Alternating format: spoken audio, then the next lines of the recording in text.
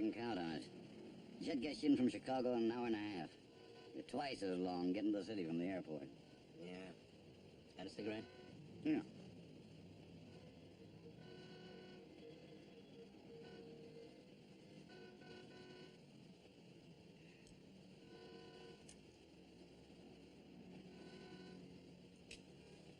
Right? You're not a bad guy for a cop. Why don't you be a good guy and tell me who pulled that heist? I'll talk after I get to the DA's office. You're not going to get any favors from him. Come on, you crumbs. Get a move on.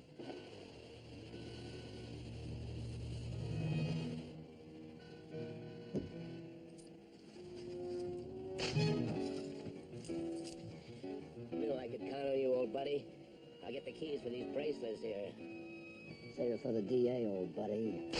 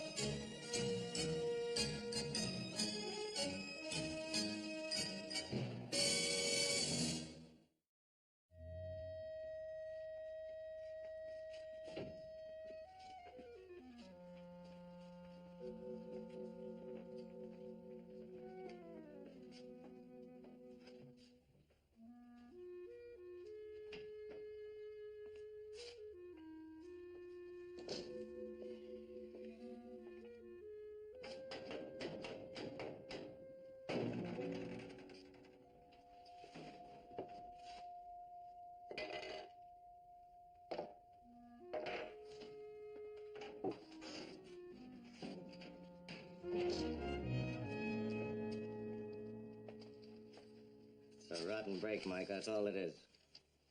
Break had nothing to do with it, Whitey. Justice, that's what it is. Good old Department of Justice. There's another name for it. Yeah, well, I don't care about labels. I've been fucking them all my life, and losing. Don't you worry about me, kid. A lot of time to think about it while I was in the hospital. What I'd like to know is what did that board of inspectors think you should have done? Well, what would any of them have done if they'd been in your spot? They don't get in spots like that. That's how they got to be inspectors. Forget it.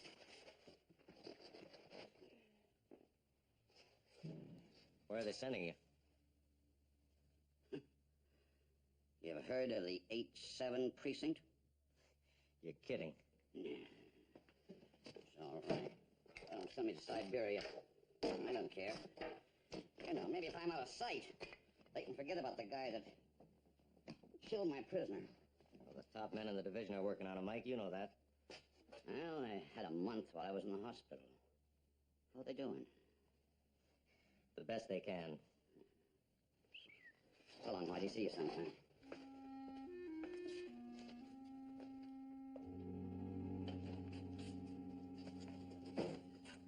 Mine? Hey. There's this folder you want. Oh, thanks. What are you doing? Figuring out my annual donation to Uncle Sam. Now, if item 9 is $10,000 or more,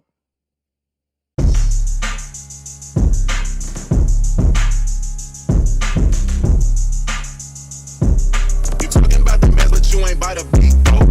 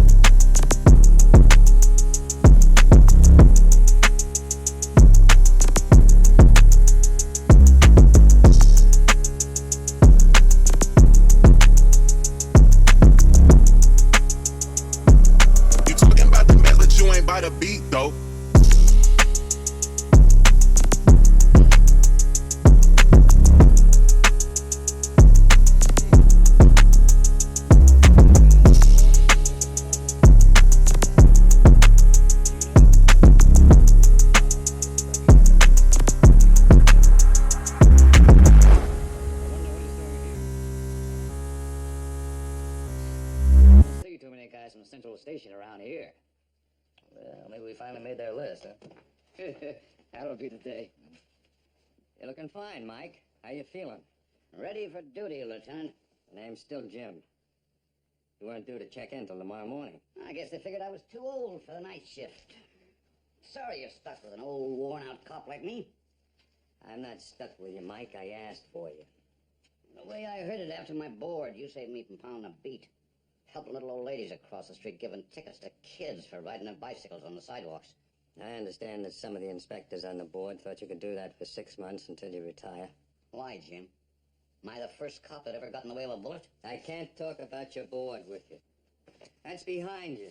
You're working for me now, and I'm glad to have you here. Why? Because a long time ago I took a young raw cop and made a detective out of him? I haven't forgotten that. But don't get the idea that this is charity. I need you in this precinct. Oh, when you get to be an old man, it's nice to know you're still remembered. What kind of a feather bed you got in mind for me? It's no feather bed.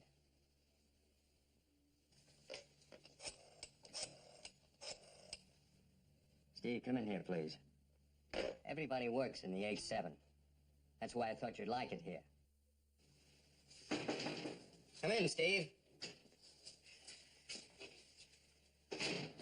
Steve, I want you to meet Mike Power. He'll be working with you. Mike, this is Steve Carella. It's nice to have you aboard, Mike. Thanks. Steve will fix you up with a desk and you can meet the other fellas. Show me around, Steve.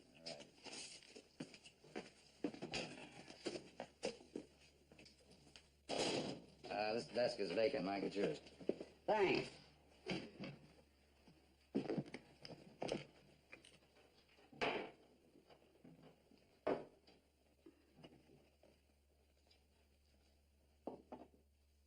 Kinda dresses it up, doesn't it?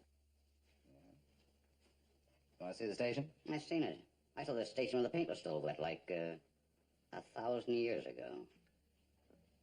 I would have thought it was longer. How about meeting the troops? Sure.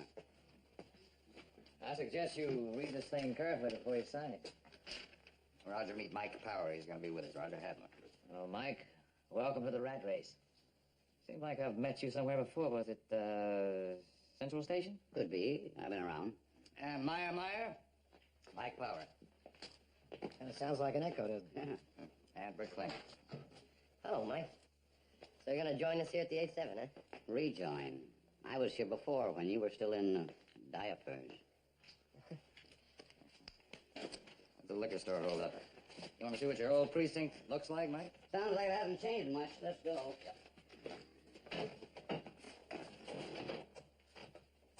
As far as I'm concerned, I've had it. 3 times in the last 2 months. It's getting to be a habit. Same woman, huh? It had to be. She waited until I went into the back of the store, and then she came in. She's got on dark glasses and an old coat. All of a sudden, she pulls a sawed-off shotgun out from under the coat, just like the other 2 times. I'll take over, Steve. Suppose you punch a few doorbells up and down the street. You know, maybe somebody saw her leave or can tell us what she drives. Mr. Peterson, you have a gun in the store? No, I don't have a gun. I pay taxes to support a police department. I don't do their work.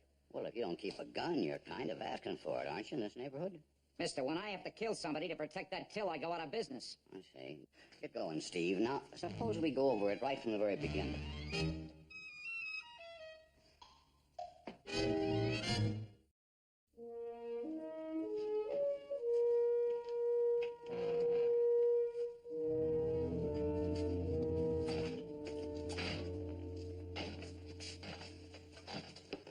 Steve, would you mind facing the other way? You just put some milk in my coffee, and I don't want it to sour. That's your problem. You seen Mike this morning? Power? Yeah, in and out. He came in, he said something about the coffee tasting like it was colored with iodine. He was going out for a decent breakfast. I hope he chokes on it. Well, while you're waiting for him to choke, the lieutenant would like to see it.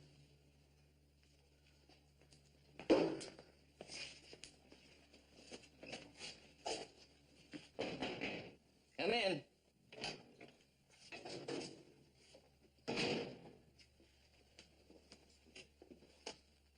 Smoke? Thanks, Jim.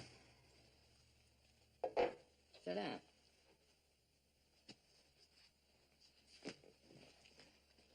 Mike looked in on me this morning.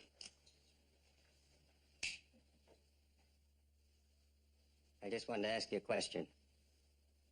How do you stand him? I'm aware I assigned him to work with you, Steve. But I'm really curious. Is he as difficult as I think he is? Well, suppose I said he was, Jim. Would that get him off my back? No, but I want you to know I'm aware of the problem. I'm on your side.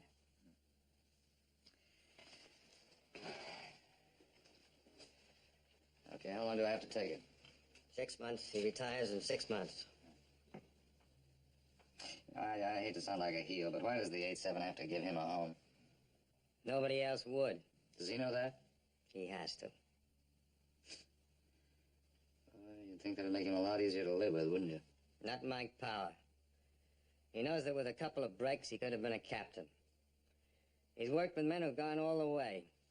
No better men than he is. You seem to know an awful lot about him, Jim. We were partners for 5 years. Right here, the 87. And then Mike was the old pro. I was a raw kid. He helped me with my examination for lieutenant. He was going up at the same time, finally making the grade. So what happened to him? Just about everything. There was a big police scandal. Back when he was a young detective. He was clean, but they tarred him with the brush anyway. Politics. After that, nothing went right with him. Okay, that's tough, Jim, but a lot of guys have the same thing happen. There's just one more thing. When we were working together, he took a bullet once that was meant for me. All right, Steve, go ahead and say it. Why should you have to work off my obligation to Mike? I know the answer to that, Jim. Because you give the orders around here. I wouldn't like to put it on that basis. Well, you don't have to, Jim. But I'll tell you one thing. It's gonna be a long 6 months.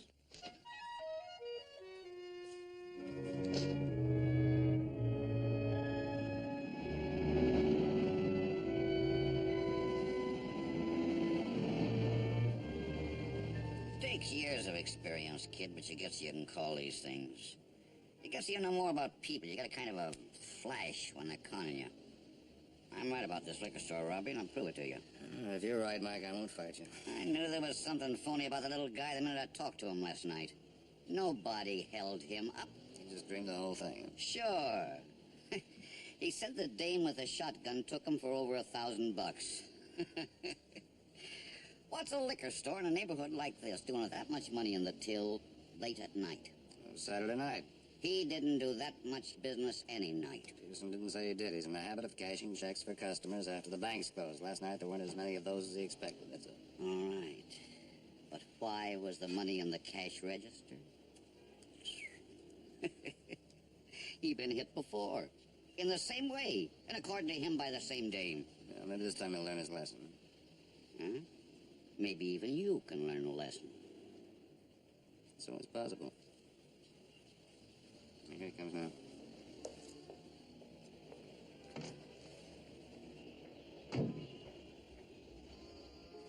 That's Mrs. Peterson with him. I guess he's gonna leave her in charge of the store while he goes bowling. Bowling? You want to bet? All right, Mike. My $5 says that he's going bowling. You're covered.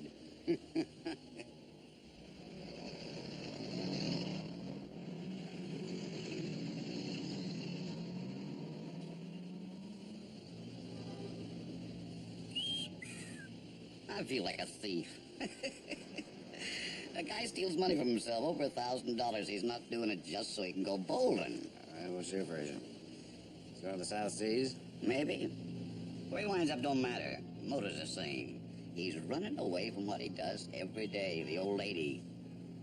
Or maybe it's another dame or a game he can't let alone. Whatever it is he wants to do, he needs the dough to do it. Maybe you're right, Mike. We'll see.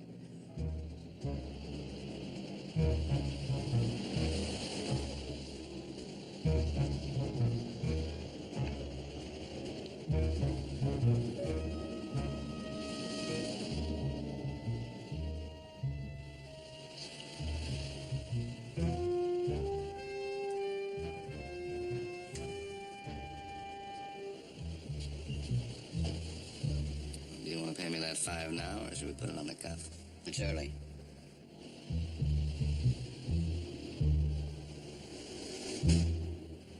I still say this bowling is just for fun for the old lady.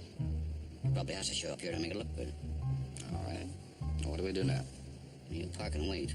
I'm going to keep an eye on our boy.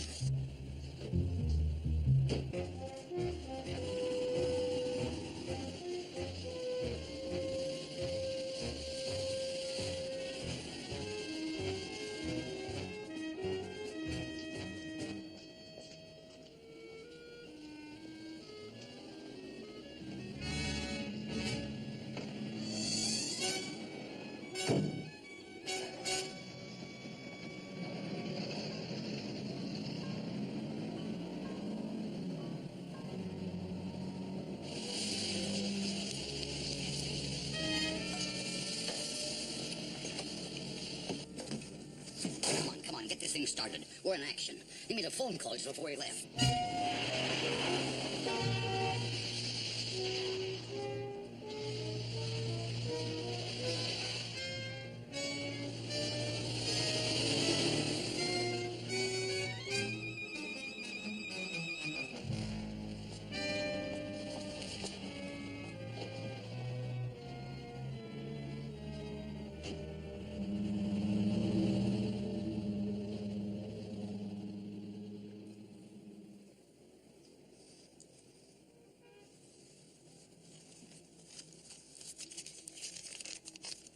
I still say I'm right.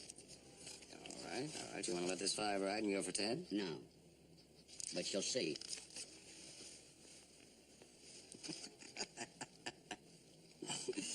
Now I feel like the thief. I could have told you that in the last 4 months there have been 3 other robberies by the same shotgun bandit. Well, why didn't you? Oh, you didn't ask me, Mike.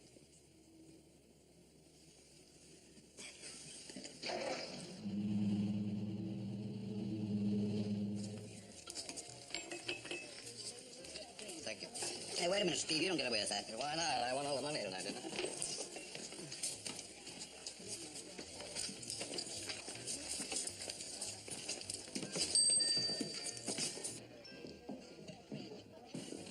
Mike, you rascal. How are you? We miss you down at the Central Station. Well, Ed, it's nice to see you. Steve, this is Ed Bennett. He's a reporter for the Press Herald. Covers Central Station beat. Oh, yeah, sure. I've seen your byline. Hi. What are you doing in the H7? You slumming? Well, somebody told me this guy makes great pizzas. He does. Well, I came to the right place. You working up here now, Mike? I'm just helping the boys out. There wouldn't be a story in it. No, we're just working stiffs in this precinct. No glamour stuff.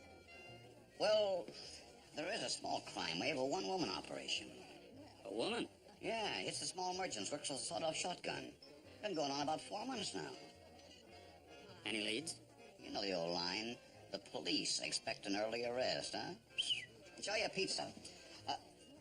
When we catch this dame, we'll see you getting exclusive. Thanks, Mike. Glad I met you.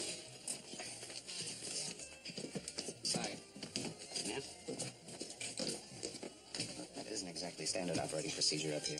What difference does it make? As long as they spell your name right.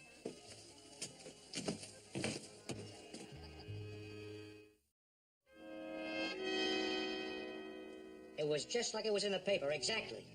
This woman comes in here, dark glasses, ratty-looking coat, and she bought some bath soap I was carrying as a leader. What'd you do then? Oh, I took her money, rang up the sale, and then, boom, I was looking into the barrel of a shotgun. Can you describe her more fully? Well, dark glasses, she had a scarf over her hair. Who knows if it was her own hair or what kind of figure was under the coat? No scars? Nothing we can go on? How much you get? About $500. I just brought it from the bank. That's a lot of money. You don't need that much for change, do you?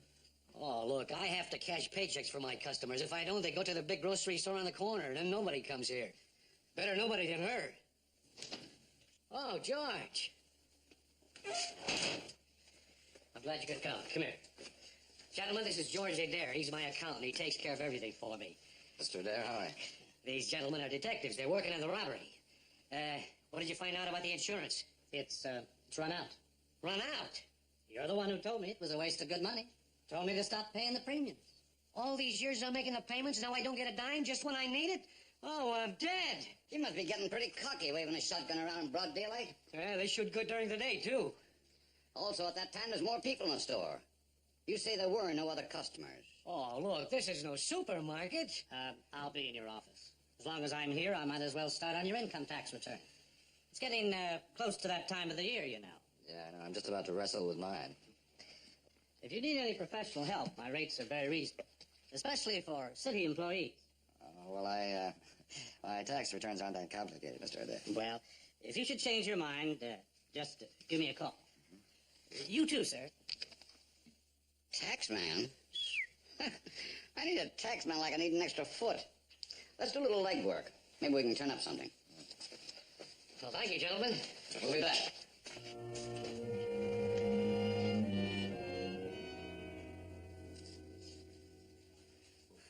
You know, you're facing another problem with this girl, Bandit.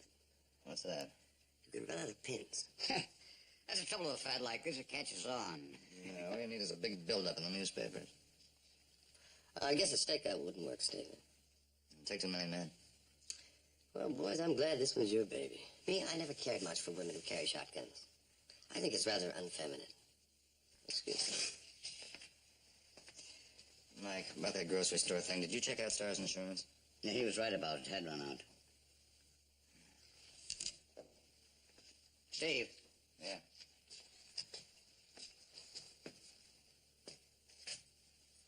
Why'd you have to make that crack about the newspaper?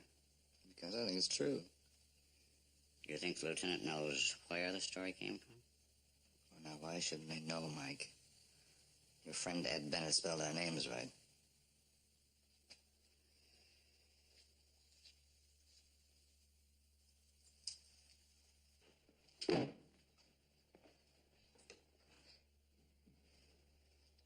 Steve, it's been a long day. I think maybe I'll pack you in. See you in the morning. Yeah, sure, Mike.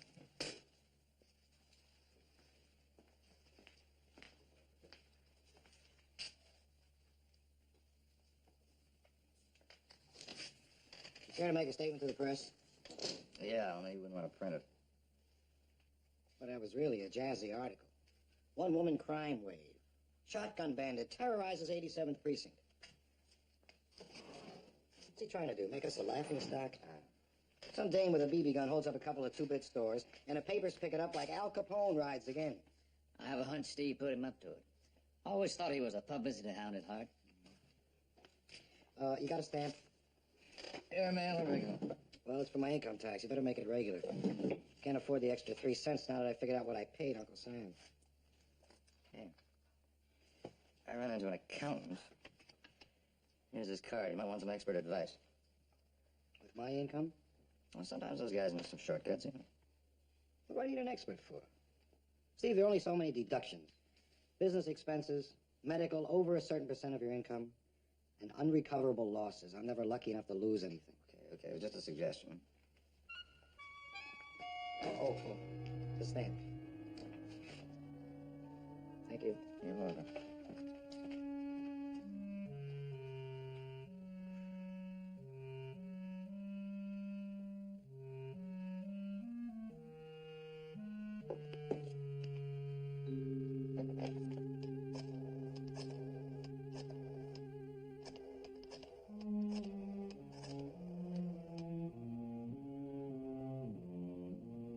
Yes, hello. I'd like to speak to Mr. George Adair, please. Folks, we'll be ready for you in just a few minutes, so if you'll just be a little patient.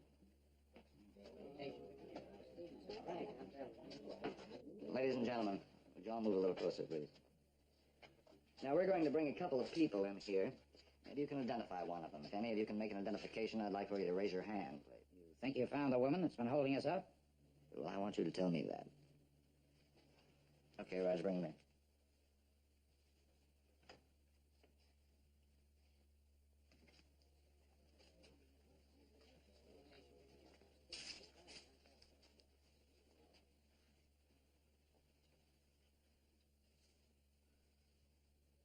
You can make an identification, Mr. Starr? The first man that walked in, that's George Adair. He keeps my books. You met him at my store. Well, he's not a crook. It was a woman that held us up. Mr. Adair also does some accounting for the rest of you. Yes, And that's how you know him. that's right, sure. But you've never seen the other man. No? Then I think you'd better meet Mr. Holton. He's from the Internal Revenue Department. He can advise you and your bookkeeper about the penalties for conspiracy to cheat on your income tax. What's this all about? What do you mean? Adair had a great gimmick for all of his clients, didn't he, Mr. Peterson? All you had to do was imagine a robbery, show a police investigation, you could take a tax loss for the amount of money your imaginary bandit took. Oh, come on, you can't prove that. I don't have to prove that, but I advise you not to put in a claim for a loss due to burglary on your tax return next year. Are we under arrest? No. But the district attorney will want to talk to each one of you people. Oh, one more thing. Get a new tax account. Nice work, Steve.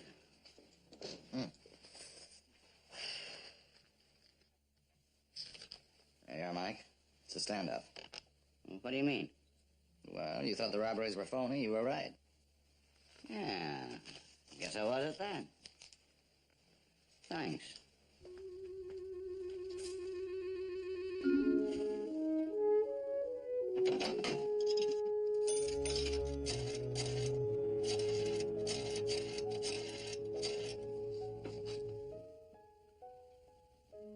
Let me talk to Ed Bennett. That's important. Ed? Mike Power. Remember I promised you an exclusive on that Shotgun Bandit story when I wrapped it up? Okay. Sharpen your pencil. Hi.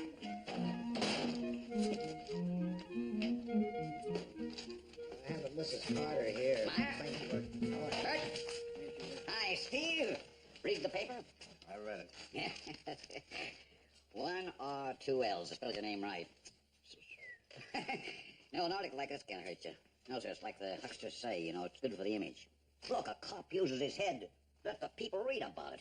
You read enough stuff about cops following up. You planted this story, of course. Yeah, sure. You see who wrote it? Ed Bennett, my pal. Remember I introduced him to you? Yeah, I remember. Look. You read the story carefully. You notice I didn't hog the credit. Did I say you did, Mike? No, you didn't say it. But I'm not blind. Something's eating you.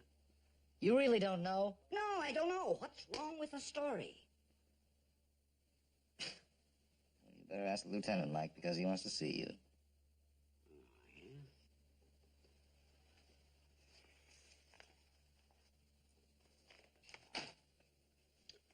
Okay, I'll go into the woodshed and get it over with.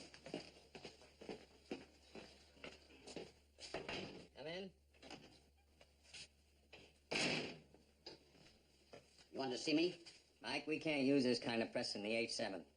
You know these people as well as I do. You know how touchy they are about the police. Well, one thing I don't know is what they got to be so touchy about. If Corella hadn't spotted that tax gimmick of theirs when he did, they'd be heading for a federal pen. That may be, Mike, but unless most of the people in this precinct figure we're with them, there aren't enough cops in the city to keep order down here. Holding them up to public ridicule is not how to keep them on our side. That's all I'm saying, all I'm gonna say. All right. I might as well face it. I'm stuck here. What do you mean by that? What chance have I got for a transfer back downtown? Big Wilson department wrote me off. I'm obsolete. Now you tell me I can't show them they're wrong. That kind of closed the door, doesn't it? Mike, it's only for 6 months. You can take the 8-7 for that long.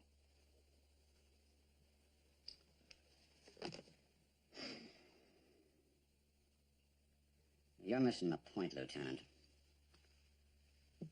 The point is, how long can I take being an old man? The sooner I start, the longer it's gonna be. You're not an old man. Stop feeling sorry for yourself. The machinery is running down, Jim. 20 years ago, I could look at a mugshot just once, and I could pick the guy out of a crowd a year later. Today, I have trouble remembering old friends. Mike? Age has nothing to do with what I called you in here for. It's following the rules. They're the same for a rookie as they are for you. Just remember that and you'll be all right. I thought seniority counted for something. If you mean special privilege, you're wrong. We don't operate that way. I'll make it easy for you, Lieutenant. Maybe I don't belong in your precinct. That's up to you, Mike. Think it over and let me know. I'll give you the answer right now. You better sleep on it. And bear this in mind. There are worse places than the 8-7 precinct. Worse places? If that's a fact, Jim, I'll be too worried to sleep.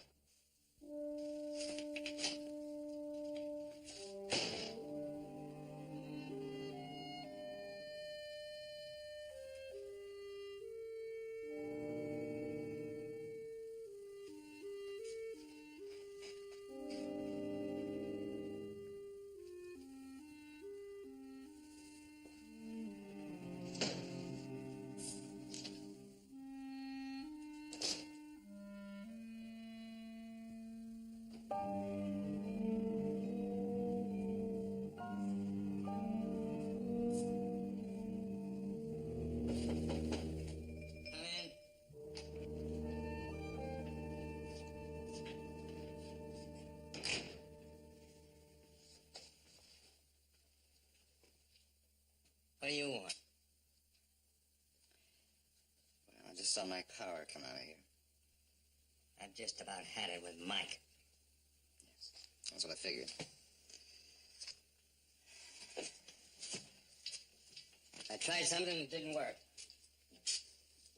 I'm running a precinct here, not a playpen for misfits. Jim, do you mind if I say something that you won't like? You don't have to. I'll say it for you. I brought Mike here. The whole thing was my idea. I felt I owed it to him, and I thought he had sense enough to keep his nose clean, but he didn't. I was wrong. That cover the subject? Well, not quite. You got something more to add? Is that a question, or are you telling me to shut up? Look, Jim, it's just that I don't think you pull a drowning man out of water and then push him back in when he tells you he's trying to commit suicide. Okay, Steve, you made your point. But remember this. This time you pulled him out. When he beats you down the way you want to push him back in, don't come to me with your troubles. Okay, I'll try to remember. Steve. Yeah. It's going to be a long 6 months. Yeah.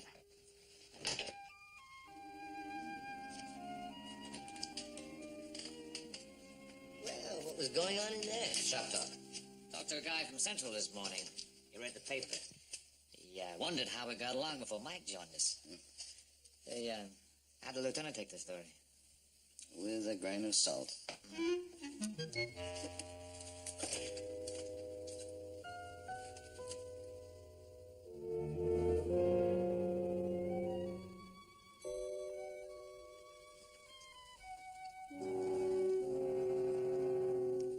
Stu? Stu, honey?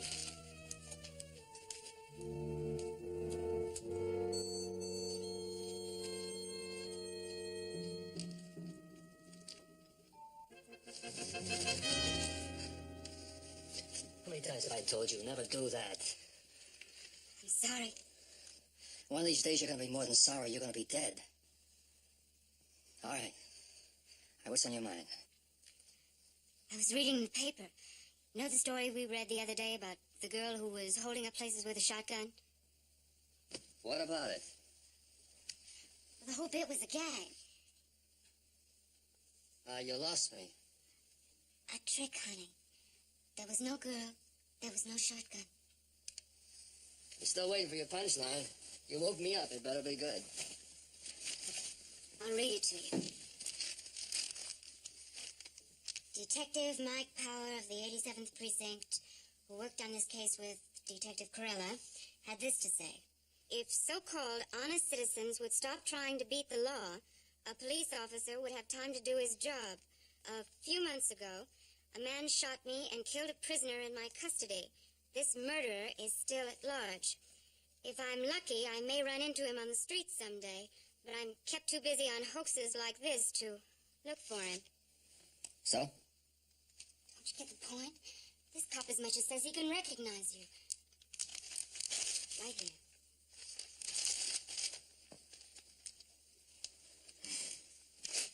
Do you believe everything you read in the papers? No. But I don't believe it has to be a lie just because it happens to be written in a newspaper. Oh, baby, you are sweet. This is the old tired bit. The cops always hand out a line they're going to break the case any minute. Well, it may be old and tired, but I hear there are a lot of overcrowded prisons in this state. Hey, you're a real bundle of joy this morning. I just want you to realize that there's an outside chance that you could be wrong. That this cop could recognize you if he saw you, like he says, walking down the street. Don't make me laugh. You know the odds against that. All right, so laugh. All the way to the electric chair.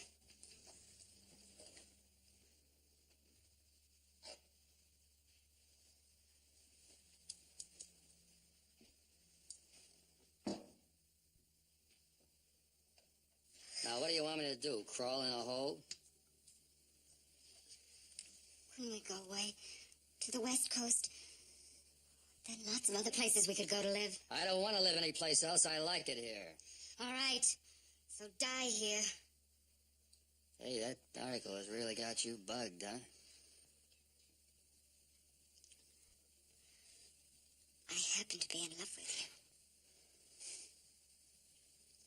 you. Well, thanks. And you happen to be the stubbornest, most... come on. Hold it. I don't know why. You really never listen to anything I've got to say. All right. I'm listening. Tell you what I'm going to do. I'll check this guy out personally. What was that jugger's name again? What are you going to do? His name. Mike Power. Hello, operator. Get me the 87th precinct. You've gone out of your mind. Look, you think he'll recognize me. I don't think so. So we'll see who's right. You've gone crazy. Hello, I'd like to speak to Detective Mike Power. Here, you speak to him. Now tell him if he wants to find out the name of the man who shot him, that you'll meet him at Hadley's bar, 6th and Foreman. 87 Squad. Detective Mike Power. Hello? I have some information for you. Yeah? Yeah? What's that again? I've got it. Tell me you'll meet at 9 tonight. I'll meet you there at 9 o'clock tonight. Well, who is this? Never mind who this is. But if it... Now, would you mind telling me? Sure, while he's waiting for you, he'll get a good look at me. And what if you're wrong? What if he does recognize you? Then I have made a mistake, and that's what erasers are for. Now, will you let me get some sleep?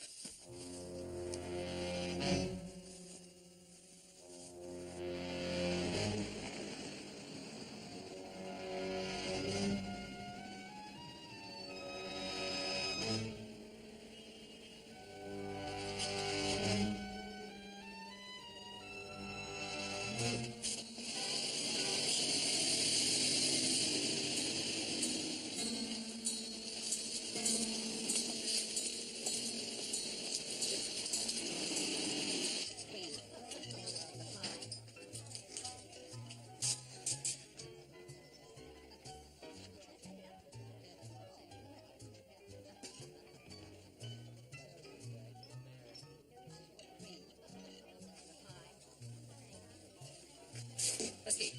Yes, sir.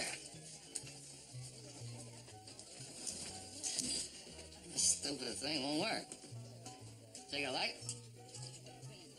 Yeah.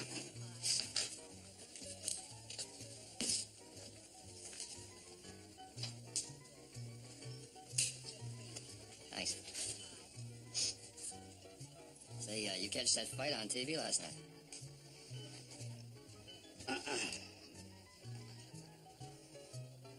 You missed a good one. He loaded you. He decked the champ 3 times. You know, I thought he had it made. And the roof fell in. Champ's a slugger. All it takes is one good solid hit and it's goodbye. Yeah. Well, you can say that again. You know, he cream loaded you with a right cross that didn't travel more than 8 inches. You can have the fancy dams. I'll take the sluggers every time. You and me both.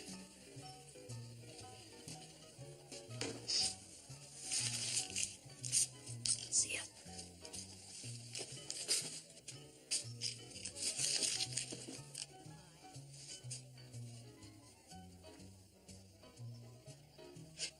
I was only going to keep it for him. Yeah. I'll take it to him.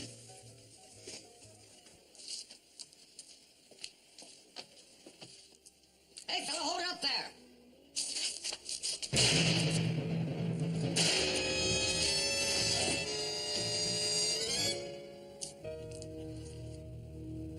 You're really trying to tell me that you told that story to Ed Bennett for a reason? Sure. I planned that thing in the paper on purpose. I thought I might smoke him out. You recognized him right away, of course, as soon as he walked in the bar. Naturally. Well, why didn't you put the arm on him then? Well, there was other people at the bar. I didn't want an innocent bystander hit by a stray bullet. How did you know that there wouldn't be an innocent bystander outside? Had to take that chance. Well, you could have told him to where he lived, and one of us could have helped you take him. Look, you're a young kid, so you can afford to waste time like that. You get to be an old goat like me, you gotta make every minute count. Hi, Lieutenant. I just dropped in to see how my boys are doing and tell you I'd be ready to work in a couple of weeks. That's thoughtful of you, Mike, but I'm afraid the 87 has lost you. I'm going back to the Central Station. No, Mike. No? You're not gonna try to make a beat cop out of me after what happened. I won't stand for it. Look, I'll see the Civil Service Commission. I'll see the mayor. I'll go right for the top. Please shut up. This letter is from the commission. In view of your injury in line of duty, your being retired is up to date, 5 months ahead of time. Congratulations.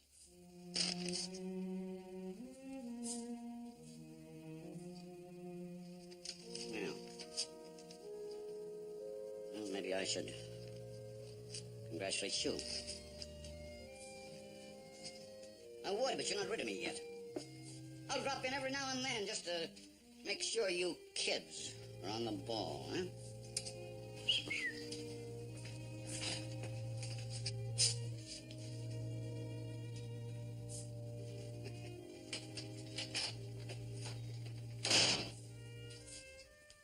Well, you won't have to go to that trouble just to bug us. For him, it's no trouble at all. Hey, Steve, you don't think he really had that guy tagged right from the beginning, do you? You want to know what I think? Yeah? I think we'll never really know.